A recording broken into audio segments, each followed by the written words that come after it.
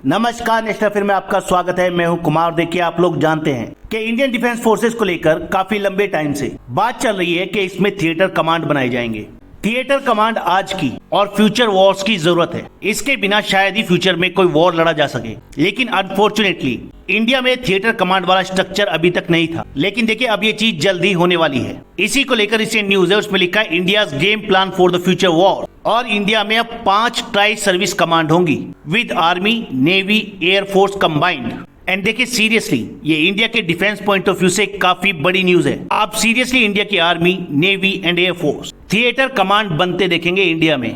और हो सकता है इसको लेकर आपको आने वाले महीनों में न्यूज सुनाई दे। इससे इंडियन डिफेंस फोर्सेस का जो फाइटिंग रिजीम है वो हमेशा के लिए बदल जाएगा with an integrated war machine. और इंडिया का गेम प्लान क्या है फ्यूचर वॉर्स के लिए, अब इसके बारे में बात करते हैं। लेकिन देखिए, पहले समझिए एक्चुअली थिएटर कमांड होता क्या है। देखिए, अगर बिल्कुल सिंपल तरीके से समझें तो थिएटर कमांड का मतलब है कि इंडियन आर्मी, नेवी, एयरफोर्स इन तीनों को मिलाकर एक स्पेशल कमांड बनाई जाए। तीनों ही सर्विस के लोग हो वहां पर, उनके इक्विपमेंट्स हो और उनके वेपन्स हो।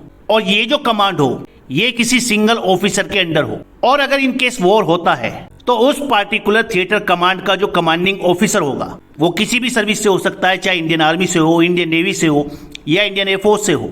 तब उस पूरी कमांड के बारे में, उस कमांड के एक्शन के बारे में सारे डिसीजन वो कमांडिंग ऑफिसर लेगा। कैसे उस कमांड के अंडर इंडियन आर्मी के ऑफिशियल्स को उनके वेपन्स को यूज करना है, कैसे और कहां पर उस कमांड के अंदर इंडियन एयरफोर्स के ऑफिशियल्स को, फाइटर जेट्स को या अदर इक्विपमेंट्स को यूज करना है। एंड इन सिमिलर वे कैसे इंडियन नेवी के शिप, उनके वेपन्स को यूज करना है। देखिए, बिना थिएटर सर्विस कमांड के क्या होता है जो इंडिया में अब तक हो रहा था, तीनों ही सर्विस अलग अलग ऑपरेट करती हैं। मान लीजिए इंडियन आर्मी है, इंडियन नेवी है और इंडियन एयरफोर्स है। तीनों के अपने अलग आर्मी चीफ हैं। आप लोगों को मालूम है 2020 में इंडिया में चीफ ऑफ डिफेंस स्टाफ बने इन तीनों सर्विस को इंटीग्रेट करने के लिए। लेकिन 2020 से पहले इंडिया में कोई चीफ ऑफ डिफेंस स्टाफ नहीं था और तीनों फोर्सेस के हेड जो थे वो उनके अलग अलग चीफ थे। अब अगर ऐसे केस में वॉर हो जाए तो प्लानिंग होगी दिल्ली में, फिर ऑर्डर जाएगा उस पार्टिकुलर सर्विस के चीफ को, फिर वहां से वो इक्विपमेंट, वेपन या जो भी भेजना होगा, चाहे वो नेवी हो या एयरफोर्स हो, वो भेजेगा। और ऐसे में होता है कोऑर्डिनेशन में प्रॉब्लम, डिसीजन लेने में देरी, और इससे कभी कभी वॉर में बड़ा नुकसान भी हो सकता है। इसीलिए थिएटर कमांड का स्ट्रक्चर प्रपोज किया गया, जिससे कि अगर वॉर हो तो कोई भी डिसीजन लेने में और तीनों फोर्सेस के कोऑर्डिनेशन में कोई भी प्रॉब्लम ना हो। फिलहाल इंडिया में 2 ट्राई सर्विस कमांड ऑलरेडी हैं। एक है Andaman and Nicobar command. Andaman and Nicobar command यानी ANC एक ट्राई सर्विस थिएटर कमांड है जो बेस्ड है पोर्ट ब्लेयर में in the Andaman and Nicobar. इसे क्रिएट किया गया था 2001 में इंडिया के साउथ ईस्ट एशिया और स्टेट ऑफ मलक्का में स्ट्रेटेजिक इंटरेस्ट को सेफगार्ड करने के लिए, जिससे कि इस रीजन में अगर कोई भी प्रॉब्लम हो तो इंडिया के मिलिट्री एसेट्स को रैपिडली डिप्लॉय किया जा सके, तेजी से एक्शन लिया जा सके। जनरली ये कमांड इंडिया के नेवल शिप को जो ईस्ट एशिया या पैसिफिक ओशियन में जाते हैं उनको administrative and logistic support provide करती है। इसी तरह एक और ट्राई सर्विस कमांड है और उसको कहा जाता है स्ट्रेटेजिक फोर्स कमांड। लेकिन ये tri service command generally India के न्यूक्लियर एसेट्स को या न्यूक्लियर मिसाइल्स को हैंडल करने के लिए बनाई गई है। लेकिन अब इंडिया का प्लान है कि इंडिया में 5 थिएटर कमांड्स होंगी। ये होंगी northern land theatre, western land theatre, eastern land theatre, maritime theatre command and logistic command. Theatre command को लेकर जो नया स्ट्रक्चर बनाया जाएगा उसमें सारी थिएटर कमांड यानी ये 5 थिएटर कमांड डायरेक्टली इंडिया के चीफ ऑफ डिफेंस स्टाफ को रिपोर्ट करेंगी, ना कि अपनी सर्विस के चीफ को। अब थिएटर कमांड बनाने में सबसे बड़ी प्रॉब्लम थी रिसोर्सेज का एलोकेशंस। इंडियन एयरफोर्स का थिएटर कमांड को लेकर मेन यही ऑब्जेक्शन था कि उसके पास रिसोर्सेज काफी कम है और अगर वो भी 5 थिएटर कमांड में बट जाएंगे तो इंडियन एयरफोर्स के लिए रिसोर्सेज की और भी कमी हो जाएगी।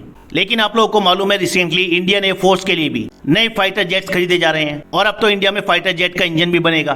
तो जाहिर सी बात है इंडिया का तेजस मार्क 2 और AMC फाइटर जेट भी जल्दी इंडिया में शामिल हो जाएंगे। हालांकि थोड़ा टाइम लगेगा, लेकिन अब इसके चांसेस बढ़ गए हैं तो इंडियन एयरफोर्स के रिसोर्सेज भी बढ़ेंगे। हालांकि देखिए, अभी पूरा स्ट्रक्चर क्या होगा ये क्लियर नहीं है, लेकिन अकॉर्डिंग टू द सोर्सेज हर थिएटर कमांड को उसकी जरूरत और उसके ऑपरेशन के हिसाब से रिसोर्सेज एलोकेट किए जाएंगे। यानी मान लीजिए कोई थिएटर कमांड वेस्टर्न बॉर्डर पर है यानी इंडिया पाकिस्तान बॉर्डर पर, तो वहां की रिक्वायरमेंट ज्यादा होगी और अलग तरह के इक्विपमेंट्स की होगी, तो उसे वहां की जरूरत के हिसाब से रिसोर्सेज प्रोवाइड की जाएंगी। कोई थिएटर कमांड ईस्टर्न बॉर्डर पर है, इंडिया चाइना बॉर्डर पर, तो उसे वहां के हिसाब से रिसोर्सेज प्रोवाइड की जाएंगी। जैसे कि MQ-9 रीपर ड्रोन की बात करें जो इंडिया रिसेंटली एक्वायर करने वाला है यूएस से। ये जो 31 रीपर ड्रोन आने वाले हैं इंडिया में यूएस से, ना तो ये किसी पार्टिकुलर थिएटर कमांड के होंगे और ना ही किसी डिफेंस सर्विस के, बल्कि इन ड्रोन्स को जरूरत के हिसाब से या नीड के हिसाब से एक थिएटर कमांड से दूसरी थिएटर कमांड को शिफ्ट किया जाता रहेगा, यानी ये चेंज होते रहेंगे, जहां जरूरत होगी वहां भेज दिए जाएंगे।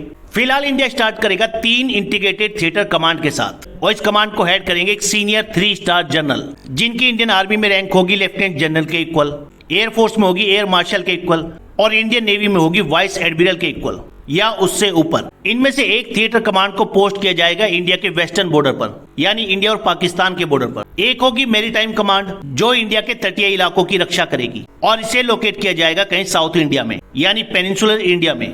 और तीसरी कमांड हैंडल करेगी इंडिया के नॉर्दर्न बॉर्डर को, यानी इंडिया और चाइना वाले बॉर्डर को, जहां पर फिलहाल आर्मी की 4 और इंडियन एयरफोर्स की 3 कमांड मौजूद हैं। सबसे पहले इस स्ट्रक्चर की रिकमेंडेशन दी थी कारगिल रिव्यू कमेटी ने, जिसको कारगिल वॉर के तुरंत बाद फॉर्म किया गया था। उसके बाद कई और कमेटी भी इस चीज की रिकमेंडेशन दे चुकी हैं कि इंडिया में थिएटर कमांड सिस्टम होना ही चाहिए। फिर जब 2020 में लेट जनरल बिपिन रावत को इंडिया का first chief of defence staff appoint किया गया, तब ये एक मेजर पुश था for indigenous joint warfare and theatrisation process of Indian armed forces. 2020 में जनरल बिपिन रावत ने भी यही कहा था कि इंडिया में 3 या 5 थिएटर सर्विस कमांड हो सकती हैं, और हो सकता है आने वाले 3 सालों में इंडियन आर्म फोर्सेस को ये थिएटर कमांड मिल जाए।